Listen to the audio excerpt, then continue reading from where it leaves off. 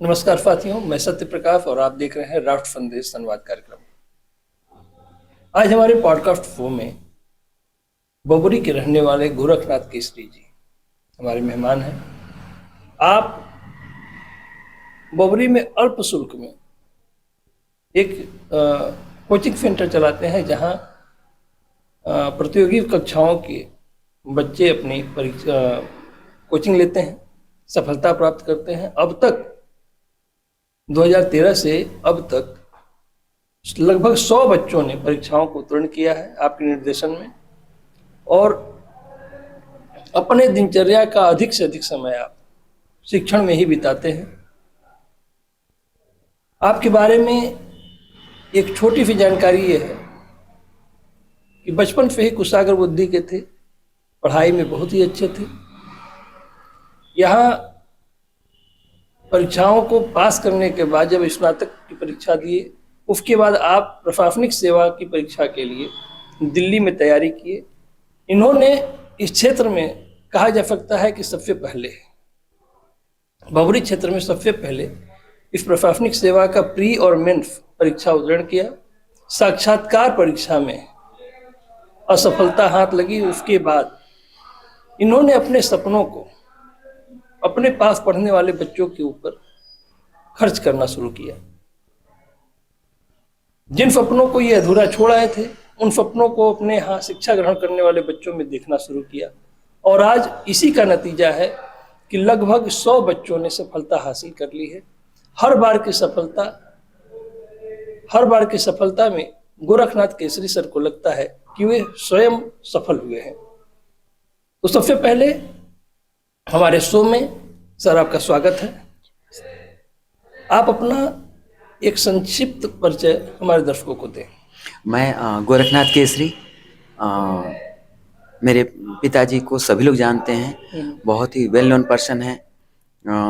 अभी कुछ दिन पहले जो है शिवम त्रिपाठी नाम है बच्चे का, सेपा में वो बच्चा पढ़ता है, बीकॉम कर रहा है। 4 दिन पहले आते हैं, उनके साथ एक और बच्चा आता है। अच्छा। उनके दोस्त, वो स्टूडेंट है हमारे दोनों बच्चे इस वक्त। तो एक बच्चे ने कहा कि आप कहाँ से आते हैं। हमने कहा कि आप मुझे अच्छे से जानते हैं। तो हम लगे बताने एड्रेस की, देखिए जो है मेरा घर यहाँ है, ऐसे है ऐसे है। मेरे पापा श्री चिरंजी साहू जी केसरी जी हैं। तो उन्होंने जो है कहा कि आप जो है क्या जो है बता रहे इतने देर से। हम लोग तो उनका नाम जो है लेकर के दूसरों के एड्रेस बताते हैं कि आप जो है उनके पास में ये दुकान है, ऐसे चले जाइएगा। तो जो पढ़ाई लिखाई है वो हमारी पढ़ाई लिखाई हुई श्री जो है चंद्रभूषण तिवारी जी हैं। उनका स्कूल था आदर्श शिशु शिक्षा निकेतन, जहाँ आज दुर्गा जी की प्रतिमा स्थापित होती है, वहीं स्कूल चलता था। बहुत अच्छा स्कूल था। उस स्कूल ने मुझे बहुत संवारा। वो पहला स्टेप था किसी भी बच्चे के लाइफ में, जो पहला स्टेप है ना, वो मेरे अनुभव से है कि बहुत मायने रखता है। उसमें वैसे टीचर ना होते, वैसे लोग ना होते, मैं उनका बहुत बहुत आभारी हूँ। अच्छा सर जी, आपका बचपन और ये शिक्षा हो गई, आपका पारिवारिक परिवेश कैसा रहा? पढ़ाई में प्रेरणा आपको कहाँ से मिली? हाँ, पढ़ाई में वो तो स्कूल से आया। मेरे पापा की मैथमेटिक्स बहुत अच्छी थी। अच्छा। बहुत अच्छी थी। उन्होंने जो भी आज मैथ में पढ़ाता हूँ, वो उनकी समझ को ही मैं ट्रांसफर करता हूँ। अच्छा। और वो ना होते एज अ टीचर तो मेरी मैथ इतनी अच्छी ना होती, क्योंकि मतलब बच्चे यहाँ वहाँ हर जगह से पढ़ते हैं, फिर आते हैं कहते हैं कि आप तो जुबानी, क्योंकि मेरे क्लास में जो मैथमेटिक्स होती है वो कॉम्पिटिटिव एग्जाम्स में जो पूछा जाता है, स्पेशली परसेंटेज के सवाल या कोई भी टॉपिक हो, तो वो बच्चे पेन पेपर से नहीं हल करते हैं। ये विदाउट वो जुबानी होता है। क्योंकि मेरे पापा के वक्त में प्राइमरी स्कूल होता था, जिसमें जो आपके पहले के गेस्ट हैं शशि जी, तो उनके जो बड़े पापा थे पिताजी श्री स्वर्गीय श्री कमला गुप्ता जी, तो हाँ, तो जो कमला मास्टर साहब थे, वो उनके टाइम में मतलब वो उन्होंने मुझे पढ़ाया है। और तो उनके टाइम में मैथ दौड़ हुआ करते थे। अच्छा। मेरे पापा के स्कूल के टाइम में वो मुझे बताते थे। तो वो मैथ दौड़ में बच्चों को, मतलब मैथ बोला जाता था, बच्चे दौड़ के आते थे। तो वो मैथ दौड़ मेरी क्लास में होती है, मैंने सवाल बोल दिया, अब जिस बच्चे को बोलना हो तुरंत बिना पेन पेपर के बोले। जैसे एक एग्जांपल से कहा जाए, मैं कहूँ कि अगर किसी शॉपकीपर ने, उसकी परचेजिंग कॉस्ट 550 रुपए है, उसने 20% MRP जो है बढ़ा के प्रिंट कर दिया, कस्टमर को 10% लेस करके बेच रहा है, तो कितने परसेंट कमाया? अब इस सवाल को एक ऑर्डिनरी बच्चा सॉल्व करेगा। और कॉम्पिटिटिव एग्जाम्स में इस एरिया के बच्चे इसलिए सफल नहीं हो पाते क्योंकि they study from the screen, और स्क्रीन उनको ज्ञानी बना सकता है, but he can't provide the speed, because speed comes by this technology, वो जो लाइव होता है। आपने पूछा बच्चे के अंदर बैठे परमात्मा तक वो बात पहुंची, और वहां से जवाब रिफ्लेक्ट हुआ आप तक, तो आपके दिमाग को पढ़ा जैसे राहुल जायसवाल जो कि आज दरोगा है। अब राहुल जायसवाल, मैं वहां सीट बनाता हूँ अपने हाथ से, 10 क्वेश्चन 10 मिनट। राहुल जायसवाल के टाइम में स्वाति जायसवाल जो दरोगा हुई, खुद राहुल जायसवाल दरोगा हुए हैं। अभी जो बात हो रही थी लालापुर से सुमन यादव जो लेखपाल हुई हैं, उनके भाई जो हैं आशुतोष यादव ग्रुप डी में हुए हैं। तो और भी बहुत सारे बच्चे हैं उस टाइम के। तो ये सारे बच्चों, जैसे बबीता यादव जो खुद पढ़ाती हैं असोंडे कॉलेज में जो है, तो इन लोगों का बैच था जिसमें कि राहुल जायसवाल, बाकी सारे बच्चे, तो 10 मिनट के सवाल को ये सारे लोग 5 मिनट सॉल्व करते थे और मेरे पास सीट आ जाती थी। तो ये जो स्पीड है ना, वो इससे नहीं आती है, स्क्रीन से पढ़ने से नहीं आती। बच्चा स्क्रीन उससे समझ आ सकती है, वो भी समझ उस लेवल का नहीं है, क्योंकि इस बात की बच्चे की स्पीड इसलिए नहीं आ रही है क्योंकि जो रूट में समझ है वो समझ पैनी नहीं है। बिल्कुल। जब अंदर आग होगी ना तो खुद ब खुद बाहर आएगी, अंदर समझ होगी, अंडरस्टैंडिंग कॉन्सेप्ट क्लियर होगा ना, तो खुद ब खुद अपने आप देखा जाए। मैं कहता हूं कि जो व्यापारियों के बच्चे हैं, स्पेशली जहां खुदरा काम होता है, जो सब्जी सेलर है, वहां पर जो है उनके घरों के बच्चों को आप जो है मैथ बोलिए, वो तुरंत सॉल्व करेंगे क्योंकि वो जीते हैं। तो उनके भीतर वो क्लियरिटी आई है तो तुरंत उनकी स्पीड होती है। और मैं बैकग्राउंड में एक व्यापारी हूँ, वो जिया है मैंने, आप लोगों ने देखा है, और फिर मुझे तरासा जो है यूनिवर्सिटीज ने, स्कूल कॉलेज ने, टीचर लोगों ने, तो वो दोनों का जो संगम हुआ ना, उसने वो स्पीड लाया है। जी। अच्छा, फिर मैथ के अलावा जी हाँ, और किन विषयों में आपकी रुचि ज्यादा थी? मैथमेटिक्स के सिवाय I was sound in every subject. हाँ, चाहे वो इंग्लिश हो, खुद आपके भैया जो है, बड़े भैया जो हैं, वो उनको मतलब जो आज वो खुद जो है असम कॉलेज में पढ़ाते हैं, जो आपके भैया हैं, हाँ, श्री प्रकाश जी। तो इन लोगों ने देखा है, मतलब वो कमाल की, मतलब आई लाइक इंग्लिश, कमाल का। मतलब लोग अप्रिशिएट करते हैं मुझे कि you speaks a very nicely English. मतलब बच्चे कहते हैं कि इन विच सब्जेक्ट, एक बच्चे ने मुझे जो है टीचर्स डे को गिफ्ट किया पेन। तो मैं बताऊं जो है उस बच्चे ने क्या किया जो है कि करीब 5, 7, 8, 10 पेन जो है अलग अलग पैक करा के उस मतलब बच्ची ने कहा जी ये इंग्लिश के टीचर के लिए, ये मैथमेटिक्स टीचर के लिए। इस बात के वो सारे बच्चे हैं, कभी अगले जो सीरीज में हम लोग मिलेंगे तो उन बच्चों को भी बुलाएंगे। देखिए ये इस बच्ची ने जो है मुझे इस तरह से गिफ्ट किया था सबके सामने, ये इंग्लिश के टीचर के लिए, ये मैथमेटिक्स टीचर के लिए, ये रीजनिंग के टीचर के लिए, ये हिस्ट्री के टीचर के लिए, ये ज्योग्राफी टीचर के लिए, ये सिविक्स के टीचर के लिए, ये सोशियोलॉजी टीचर के लिए, ये साइकोलॉजी टीचर के लिए, और ये जो है पूरे मॉक जो बनाते हैं टीचर और हम लोगों को जो जुबानी मैथ कराते हैं उन टीचर के लिए। हाँ, इतने सारे पेन। अच्छा, आपको कैसा लगा सर? मुझे मैं फ्रीज हो गया था। इस तरह का गिफ्ट तो नहीं कभी नहीं, ये मेरे लाइफ के लिए जो है 2013 से लेके अब तक का जो है, हाँ, ये मेरी लाइफ के लिए मतलब मैं शॉक था कि मतलब इतना अप्रिशिएट किया जाना, ये जो है ना सब ऊपर जो है ना, जो ईश्वर बैठे हैं ना, ये सब उनका है, सब उनका है। सही टाइम पर सही लोगों से मुलाकात वो करवाता है, जैसे कि कल आपकी हमसे मुलाकात हो गई। जी। एक बात कहेंगे, वो बात छूट न जाए कि जो है जब आपकी बात आई, मैं बहुत एहसानमंद हूँ, शुक्रगुजार हूँ जो है आपके पिताजी का, जो है जिन्होंने कि मुझे जो है बहुत कुछ सिखाया। उसमें एक जो हंस पद होता है, कुछ गलती हो जाती तो उस तरह का जो है कैरेट लगा के हम ऊपर ले जाते हैं शब्द को, तो वो उनकी सिखावन है। मैं जा रहा था स्कूल पढ़ने के लिए क्लास 5-4 में पोखरे पर, तो उन्होंने मुझे जो है मतलब वो कुछ पढ़ लिख रहे थे, तो मैंने शायद उस शब्द पूछा, उन्होंने बहुत अपनेपन से मुझे बताया। वो ये उनका मेरे ऊपर है, वो मतलब कर्ज कहें, एहसान कहें। जी। आपने स्नातक शिक्षा के बाद प्रशासनिक सेवा को ही लक्ष्य क्यों बनाया? देखा जाए हम सभी लोग ना अपने इन्वायरमेंट से गठित होते हैं, बनते हैं।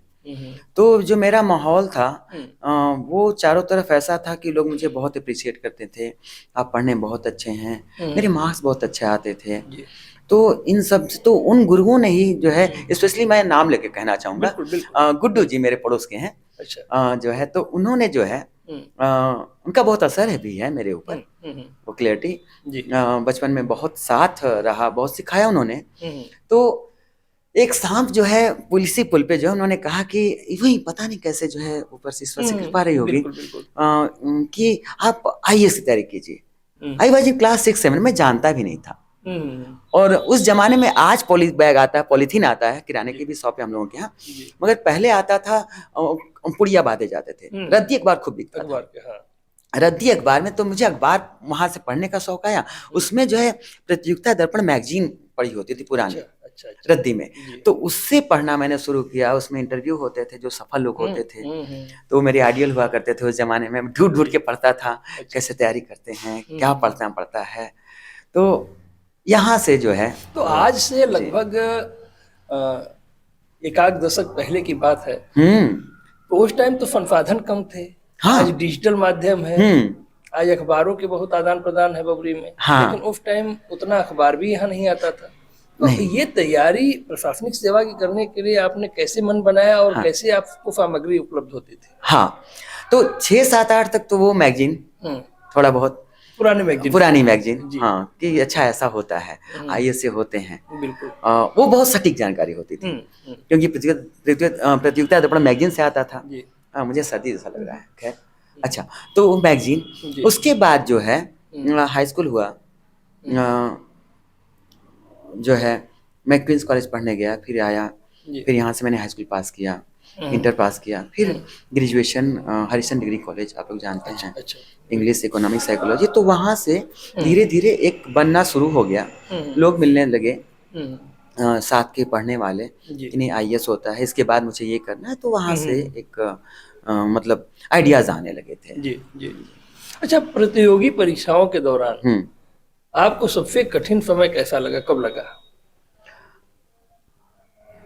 वो जो 4 सालों की तैयारी था ना, जो है मतलब आईएएस परीक्षा की जी, तो उसमें जो है मतलब ये था कि बहुत लेंदी सिलेबस है और 2 सब्जेक्ट हैं आपके जी, मेंस में, प्री है, इंटरव्यू है, एसे है, इंग्लिश क्वालिफाइंग है।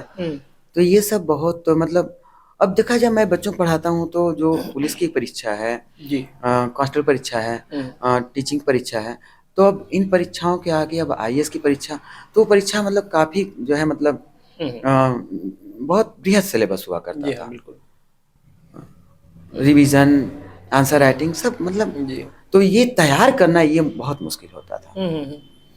सर, प्री और मेंस परीक्षा में पास होने के बाद साक्षात्कार में असफल होने पर आपकी मन स्थिति कैसी थी? मुझे 1 साल लगे उबरने में। हाँ, मुझे 1 साल लगे जी, क्योंकि बहुत सारी उम्मीदें होती हैं और जैसे जैसे परीक्षाओं को आदमी पास करता है, हाँ, मन में और आने लगता है कि नहीं मुझे सफलता मिल रही है, हाँ, भविष्य दिखने लगता है, हाँ। लेकिन साक्षात्कार के बाद असफल होने के बाद कैसा क्या? बहुत तो ट्रॉमा था। मतलब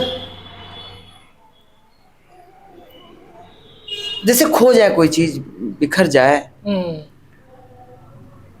तो वो था। फिर वो कहते हैं ना कि बुद्धि पर धीरे धीरे परतें चढ़ती चली जाती हैं, चीजें दब जाती हैं जी, तो फिर धीरे धीरे वक्त मरहम होता है, ठीक कर देता है। फिर व्यस्त हो गए जी, बच्चों को पढ़ाने में बहुत व्यस्त हो गए। हाँ, उस असफलता से आपने सबसे बड़ा क्या सीखा? कि तैयारी जो है ना वो मतलब थोड़ा वक्त से पहले करनी चाहिए थी। ये शिक्षा दिया। हाँ, हम लोग मानते हैं, हाँ, बौद्धिक संपदा बताती है कि नहीं, असफलता के पीछे कहीं ना कहीं हमारी तैयारियां कमजोर होती हैं, तभी असफलता मिलती है। तो आपने ये सीखा कि हमको समय से पहले थोड़ी तैयारी करनी चाहिए थी। हाँ जी हाँ हाँ बिल्कुल। हाँ। तो आज जब आप शिक्षण के क्षेत्र में सफल हैं हाँ और बेहद सफल हैं, जी जिसको मैं कह सकता हूँ कि बेहद सफल है, तो आप जब पीछे मुड़ कर देखते हैं उस दौर को, उस असफलता को, तो आप उसको कैसे महसूस करते हैं? क्या आपको लगता है कि नहीं, आप उसके लिए नहीं बने थे, इसके लिए बने थे? ये सवाल ना मतलब जो है मेरे मन में था कि मतलब जी। जो है उकेरा जाए मुझसे, जो है कि बने थे किसके लिए। हाँ। आप मुझे बताइए ना कि मतलब बताइए जी, मतलब मैं जो है कभी सोचता हूँ कि वही सब हम लोग के हाथ में कुछ नहीं है। कुछ भी नहीं है, कुछ भी नहीं है, बिल्कुल। ये वाणी, ये ऊर्जा, सब सब ये सब प्रारब्ध बातचीत, बना होता हाँ है। जैसे मैं यकीन मतलब जो है मतलब अब सोचा जाए मैंने कभी सोचा भी नहीं था। हम्म, आपको भी ऐसा होगा कि बिल्कुल मतलब कि मेरा बिल्कुल। फ्यूचर कभी ऐसा नहीं हो सकता था। जी। मैं तो एक अच्छा व्यापार करने वाला पर्सन होता ना। बिल्कुल। और नंबर, जमी जमाई दुकान थी, हाँ नाम था। हाँ आपको तो हाँ उस पैसे में आना चाहिए था। जी हाँ और टूटने के बाद आदमी हाँ सहारा देने के लिए कहता है आप दुकान पे बैठो। हाँ। फिर आप कैसे कैसे आप कोचिंग के क्षेत्र में गए बच्चों को मुझे सिखाने? हाँ बहुत अच्छा मुझे लगा ना हम्म, कि जितना कुछ अक्वायर किया गया है जी। वो डिस्ट्रॉय हो जाएगा, हम्म खत्म हो जाएगा, फिनिश हो जाएगा। हम्म हम्म, हम्म, मैंने जितना सीखा समझा है, जी।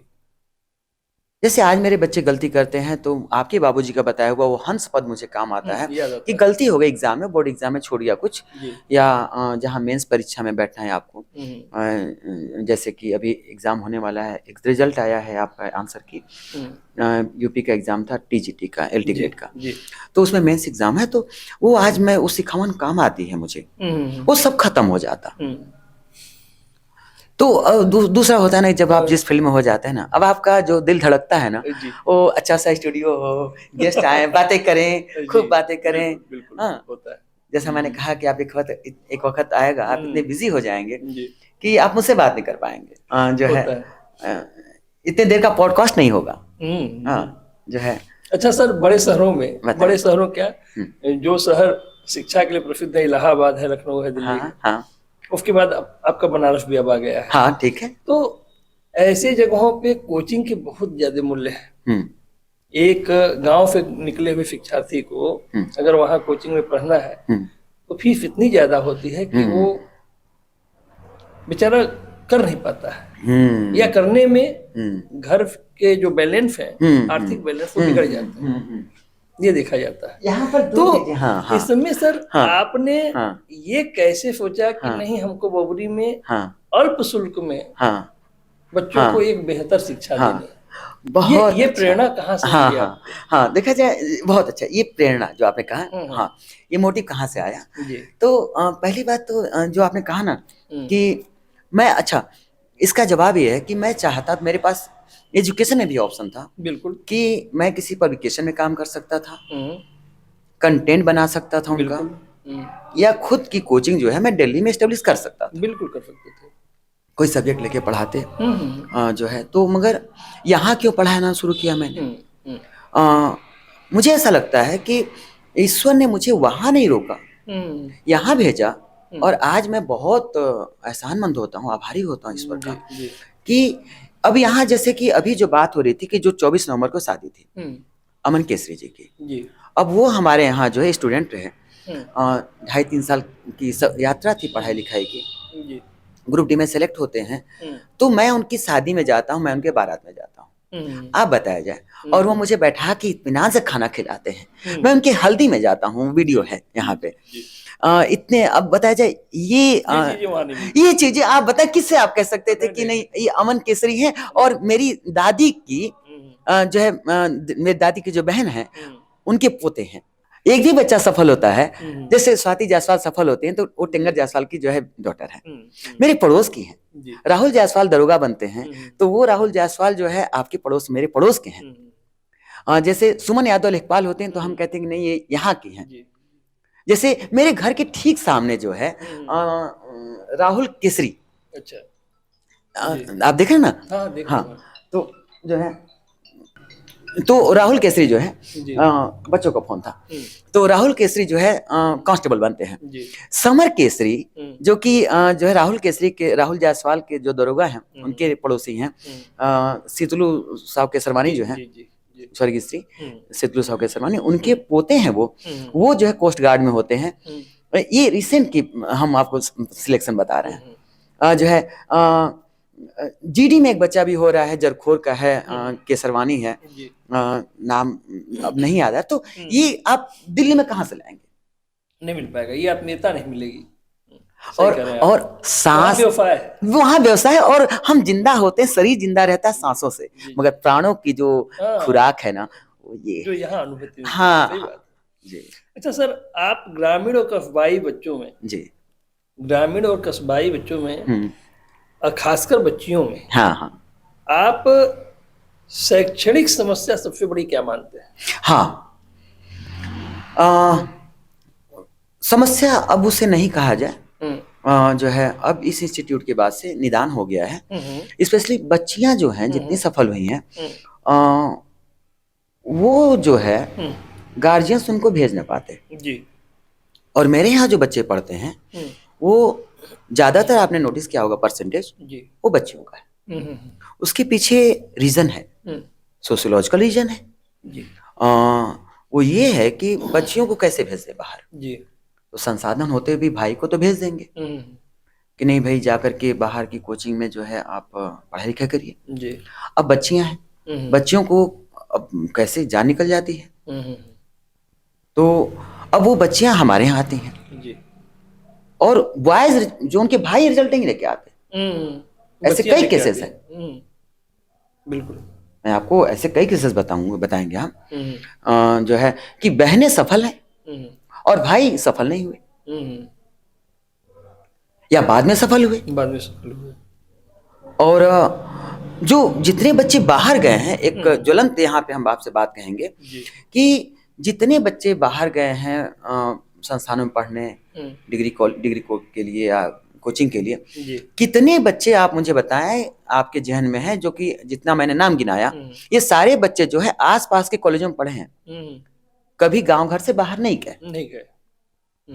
और जितने गांव घर से बाहर गए उसमें से कितने प्रतिशत सफल हुए? हाँ, वही बात है।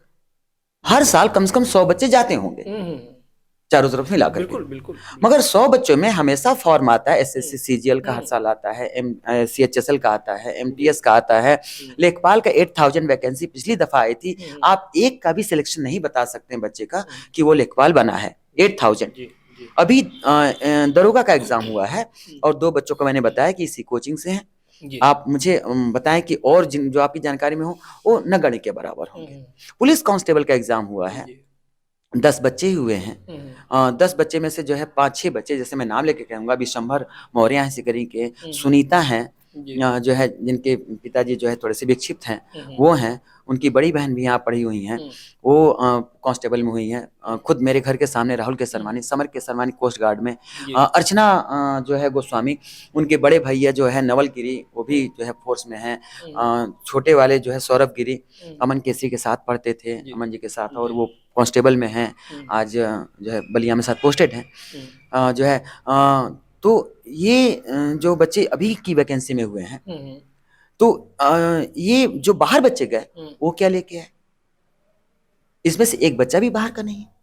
सही बात। देखिए सरप्राइजिंग है, सैकड़ों बच्चे जा रहे हैं। मेरे यहाँ बच्चे बहुत कम पढ़ते हैं जी। वॉइस तो ना के बराबर पढ़ते हैं, क्योंकि उनको पंख मिलेंगे तो वो उड़ेंगे। आप संसाधन दीजिए तुरंत उड़ जाएंगे। जैसे हमने नहीं कहा था आपसे, आप मुझे कहिए कि दिल्ली चलना है, मैं कहूंगा नहीं जाएंगे। अमेरिका जाएंगे, मैं कहूँगा हाँ चलिए, ले चलिए। तो अब जो टीन एज का बच्चा है, जो साइकोलॉजी कहती है कि तीन, जो आपने कहा ना किशोरावस्था, तो हमने अपने टाइम में तो या तो व्यस्तता इतनी रही दुकान में, उससे समय मिला तो पढ़ाई के लिए, कभी पतंग नहीं जाने, कभी जो है बैट बॉल नहीं जाने। आप लोगों ने कभी देखा है? आप बताएं मुझे, आप लोग तो खुद आई विटनेस हैं, जिंदगी तो खुली किताब है। मगर जो किशोरावस्था का बच्चा है 13, 14, 19 तक, वो उसको बनारस ही अमेरिका दिखेगा और वो तुरंत भागी होकर के घर से जो है बगावत करके कि नहीं मुझे संसाधन दीजिए, चम्मच दीजिए, मैं भाग जाऊंगा। सही बात है।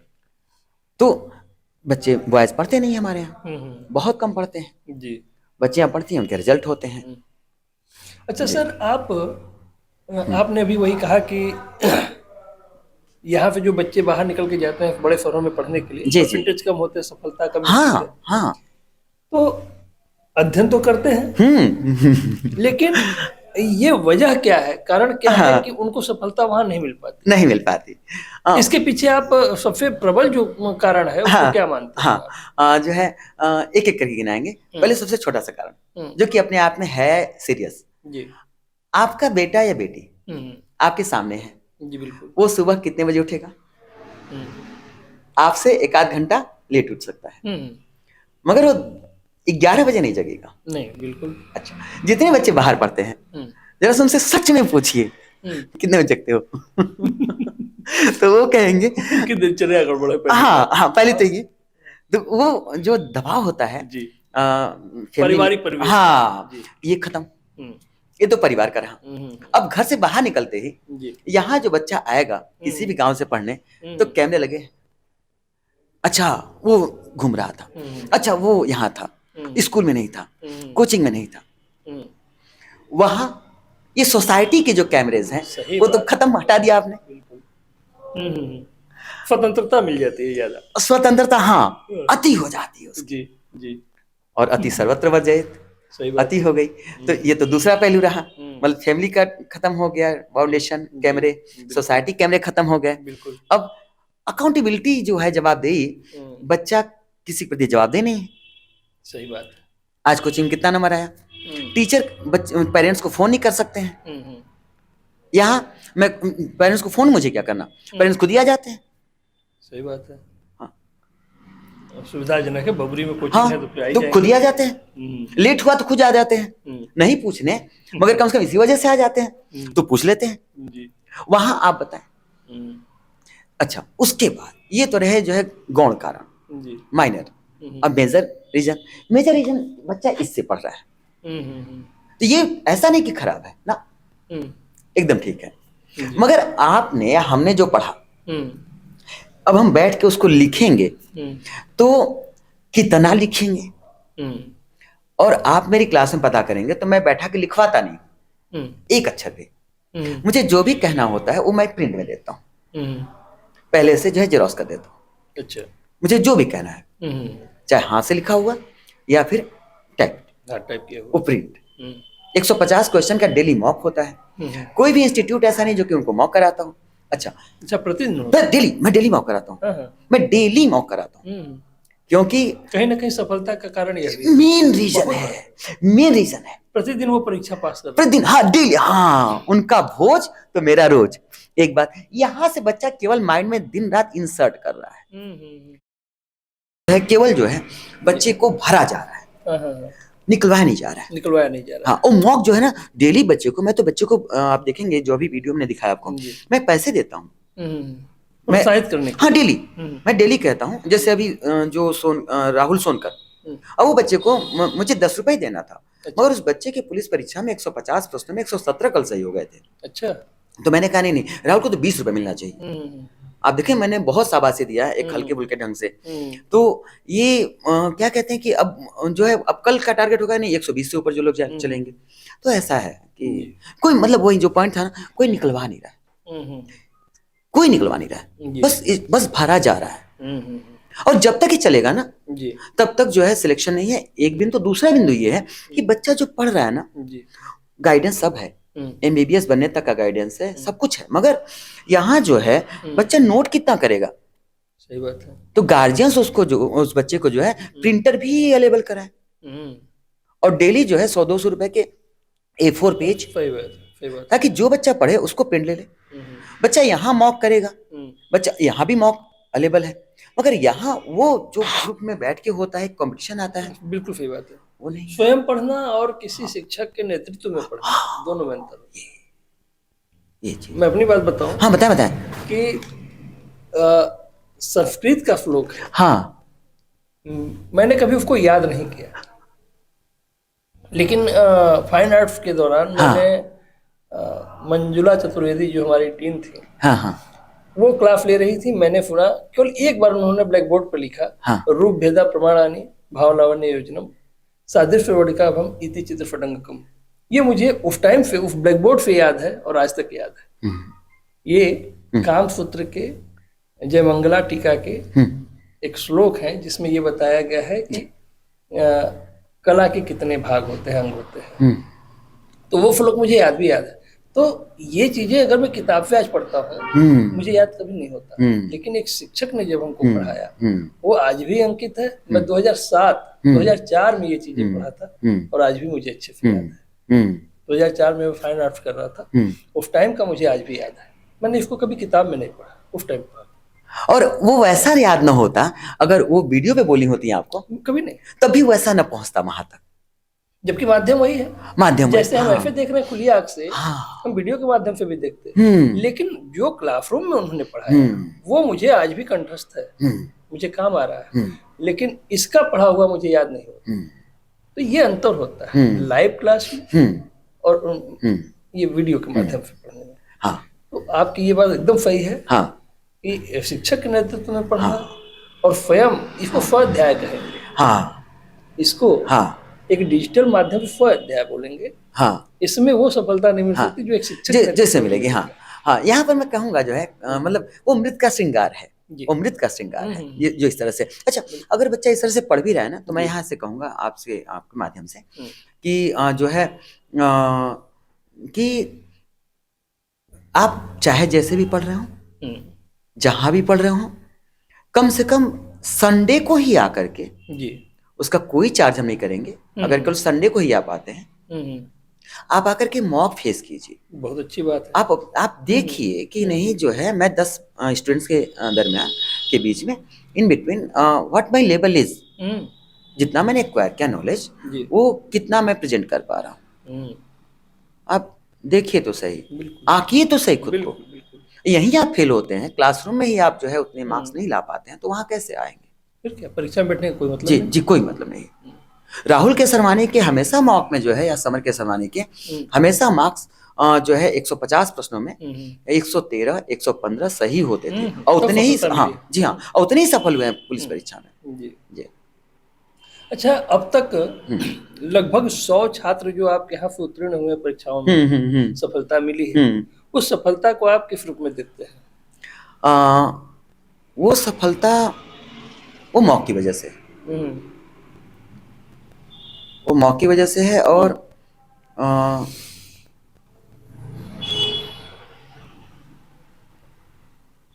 वो सफलता परिणित हुई है वो कंटिन्यू मेहनत की वजह से। जैसे एक बार मैं आ जाता हूँ क्लास में, तो फिर खाना मैं खाऊंगा कि नहीं खाऊंगा ये क्लियर नहीं होता। मेरे बच्चे स्टूडेंट जानते हैं कि मैं 30 दिन में 15 दिन ही खाना खा पाता हूँ। अभी मुझे थोड़ा सा स्टमक प्रॉब्लम हो गई थी, अल्ट्रासाउंड मैंने कराया, तब से कॉन्शियस हुआ। मगर वो कंटिन्यू, वो कहते हैं ना, मैंने कहीं पढ़ा है बहुत अच्छा, चलती हुई गाड़ी का बोनट मत खोलिए। नहीं, क्लास अगर स्टार्ट हो गई तो फिर उसको कंटिन्यू चलने दीजिए जब तक कि वो खुद क्लास ना कहे कि अब एंड हो जाना चाहिए। बिल्कुल बिल्कुल। तो ये जो तत्व है ना, ये सफलता में परिणित हो जाता है। अच्छा, कभी हुआ है कि आप क्लास चला रहे हो तभी आपका सफल छात्र आए और आभार व्यक्त करे? बहुत दफा। मैं नाम लेके कहना चाहूंगा, लास्ट टाइम होली से जस्ट पहले शादी तय हो रही थी, जो है सौरभ पसई से, सौरभ गोस्वामी, सौरभ गिरी जी, वो आते हैं, कहते हैं जी मेरी जो है एंगेजमेंट है या शादी है, कुछ इस तरह से चलना है। खुद जो है कार्ड लेके बच्चे आते हैं। मैं आपसे बताऊं, बीएसएफ में है पूनम मौर्य पसही, जो है बस स्टैंड, मतलब इस तरह से, तो उनके हस्बैंड भी आईटीबीपी में जो है हैं, तो वो सीधे जो है मतलब कार्ड लेके हैं शादी का। जो है ऐसे बहुत से बच्चे हैं जो कि मतलब इस तरह से क्लास चलती हुई रहती है और आ जाते हैं। अभी तो राहुल आए थे जी, हाँ, आशुतोष यादव, हाँ, सुमन यादव, अक्सर आ जाते हैं लोग, बहुत अच्छा लगता है, बहुत ही। फिर क्लास सारी एक तरफ, पहले उनसे बातचीत, हाँ, अब बच्चों को बहुत अच्छा लगता है।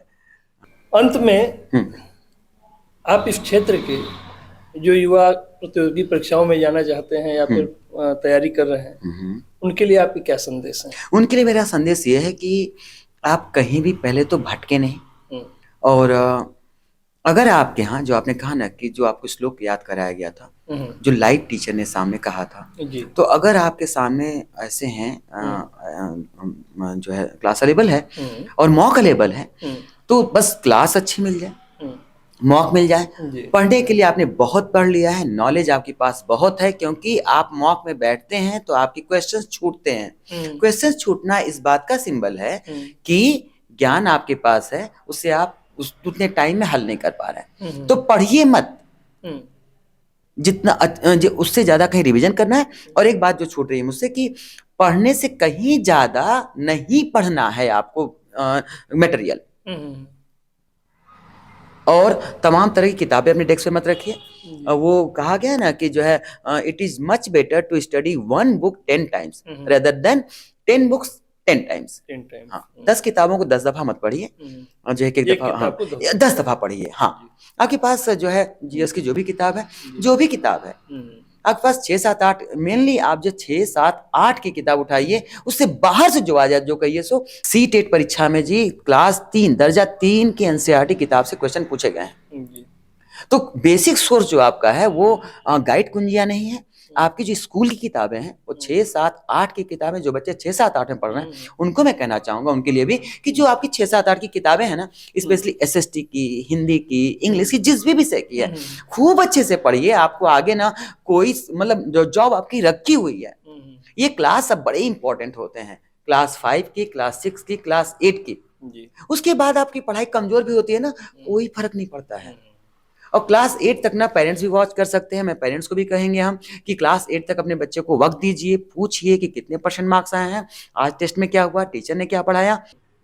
क्योंकि आपको पता है कि 99% बच्चे जो है वो फिर आर्ट्स पढ़ते हैं, 98-95% बच्चे, मोस्टली बच्चे आर्ट्स में आते हैं और फिर बैंक, एसएससी, रेलवे की तैयारी करते हैं। तो जब हमें इस फील्ड में आना है, सिविल जॉब में आना है, तो why I am opting for the science, क्योंकि फिर चीजें भूलनी है। और जितनी मेहनत आपने फिजिक्स, केमिस्ट्री, मैथमेटिक्स, कठिन विषयों को पढ़ने में लगाया है ना, उतना से उससे आधी भी पढ़ाई अगर आपने जो आर्ट्स की किताबों में लगा दिया होता, हिस्ट्री, ज्योग्राफी, सिविक्स, इकोनॉमिक्स, तो समझ बनती, आप आदमी बन जाते जो है, और ये आपकी रोजी रोटी का भी जरिया बन जाता। इतना आपको न करना पड़ता। तो आर्ट्स पढ़ें जी।